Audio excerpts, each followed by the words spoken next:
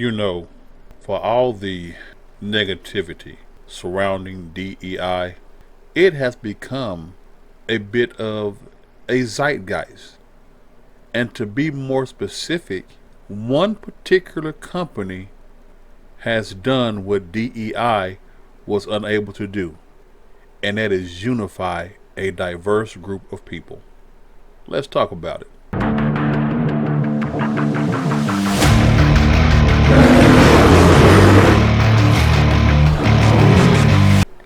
Now, I'm not sure if you've heard about it, but there's a company out there, a consulting firm called Sweet Baby Inc.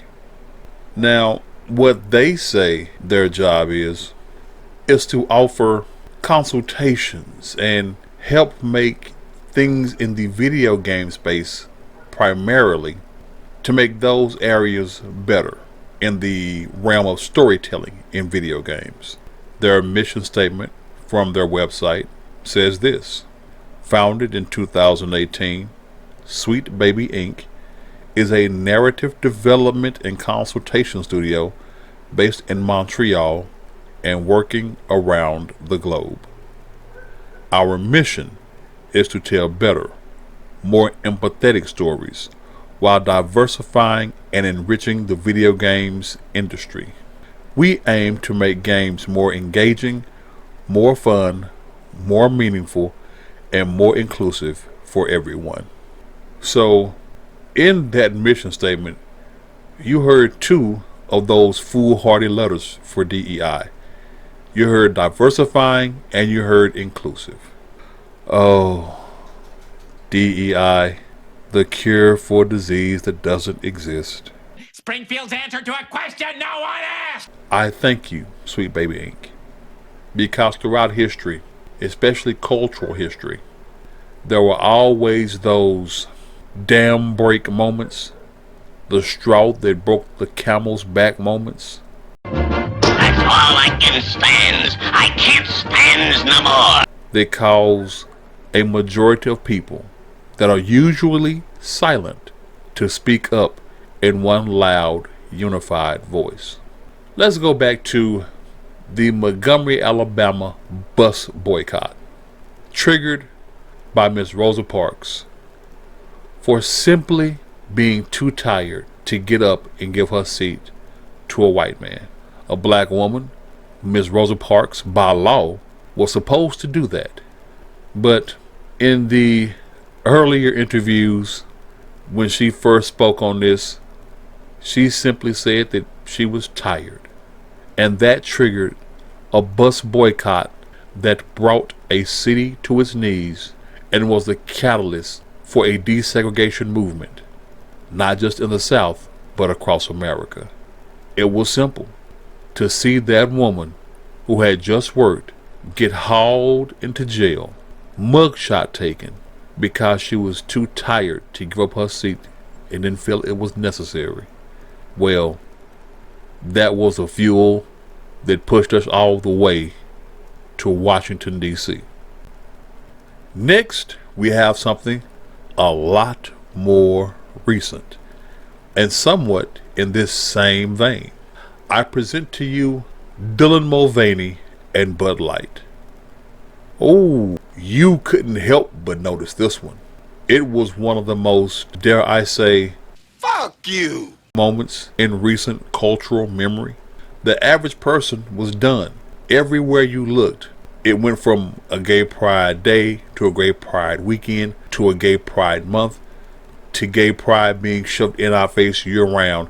But they kept forcing it. Every corporation kept forcing it. They kept forcing it.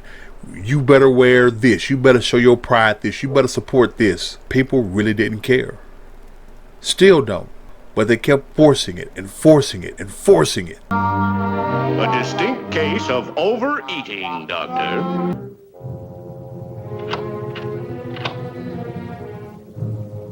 This time we didn't forget the gravy. No.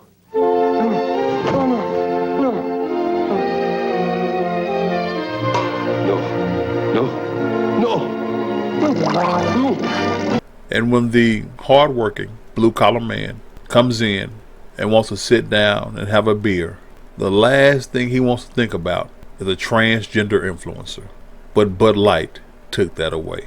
Bud Light announced a partnership with transgender TikToker Dylan Mulvaney, a man who had been becoming a woman for the past 100 days. And Bud Light signified or congratulated that achievement with a Bud Light beer can with Dylan Mulvaney's face on it. No, those cans did not go out everywhere. They were literally made specifically for Dylan Mulvaney. But that was it. That was the straw that broke the camel's back. Fuck this shit, I'm out. Nope. Fuck this shit, I'm out. Alright then. People were fed up. Working class was fed up. We can't even have a fucking beer without having to think about transgender rights or anything of that nature. That was it. The backlash from the Bud Light protest was so strong that even as of 2 weeks ago, they announced in a business editorial that Bud Light lost over $1 billion due to that. We saw at the height of it in real time, Bud Light go from the #1 beer in the nation to piss water that nobody wanted to touch, literally for free. They were giving away Bud Light. Hell, as a matter of fact, they were paying people to take Bud Light, and folks still weren't doing it. That backlash was so strong that Target, who had just started its own little controversial actions, quickly, and I mean swiftly, switched gears. All their Pride stuff they hid in the back of their stores, where previously it was at the front of their stores as soon as you walked in. They even had an emergency meeting and had the phrase, "We want to avoid a Bud Light situation." A lot of businesses followed suit. NHL suddenly dropped its forced Pride events, trying to force its players to join. Starbucks took down a lot of their Pride paraphernalia. Companies recognized that that rainbow was now toxic, that people were done with it. We're done having you force your own agendas down our throats. Not that people have an issue with the alphabet mob or the gay lifestyle. No, our problem is you forcing it on us, putting it in our face. Hey, gay, gay, gay, gay, gay, gay. You down with gay? Gay, gay? Dude, I don't have to be down with it to tolerate it. I don't have to be down with it to live my life around it. I don't have to be down with it to accept the person that lives that lifestyle. But to put it in my face and essentially tell everyone, oh, if you're not down with this, you're homophobic, you're transphobic, you're whatever phobic. Bitch, please. That's bullshit. And people were done taking it. Absolutely done taking it. And now we have the company known as Sweet Baby Inc.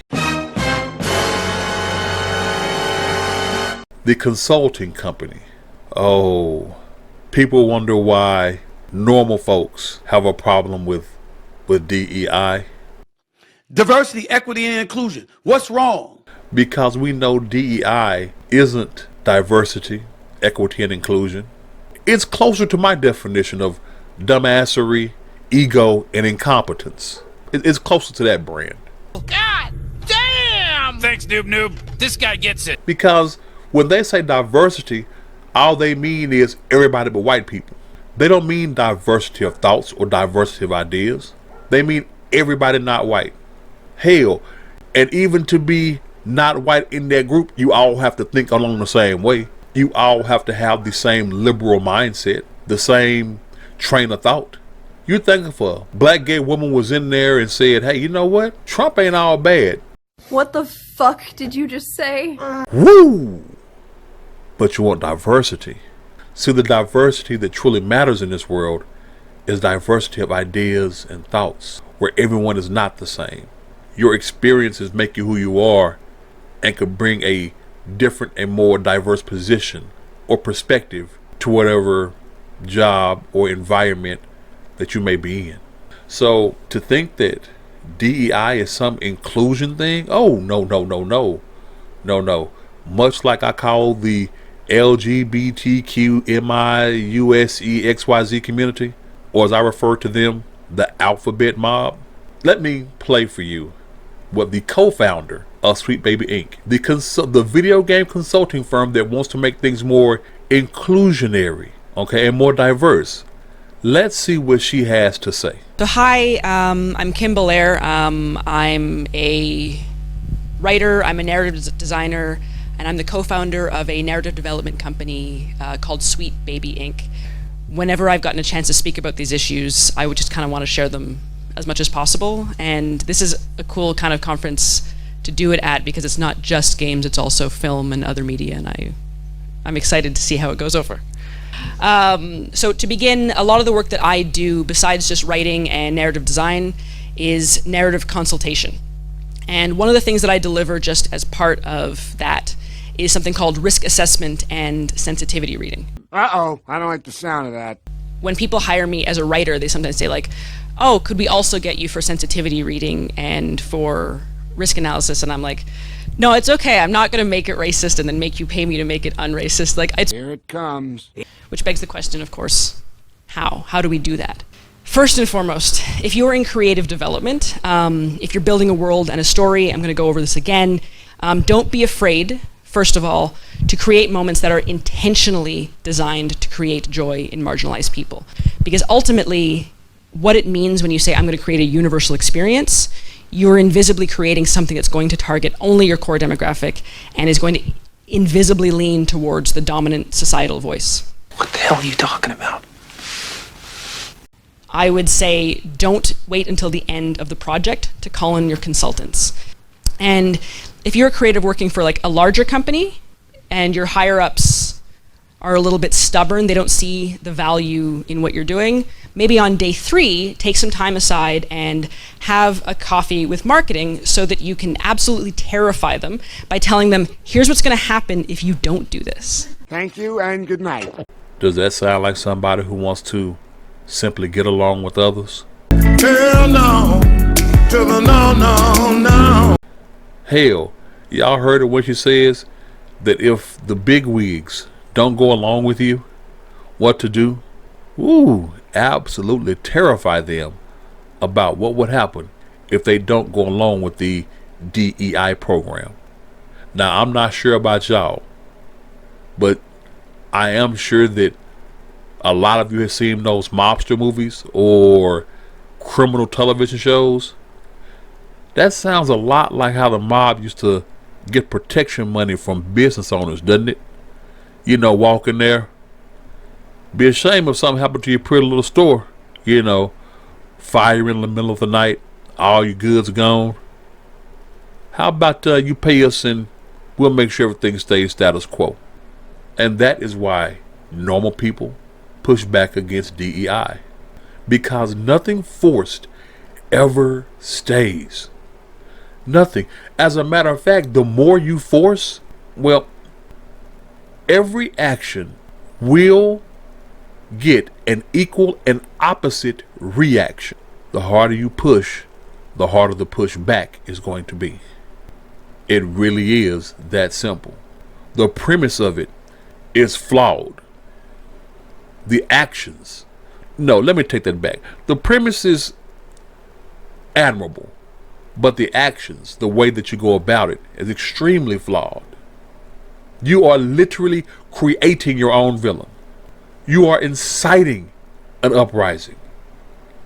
It's one of the reasons why I found the movie The Hunger Games to be such a piss poor book. It was just the premise it was based on was stupid. Let me give you this. I'm pretty sure a lot of y'all have heard about The Hunger Games, and I'm sure some of y'all have even watched all the movies and saw how it ended. But at any point in time, did y'all catch it?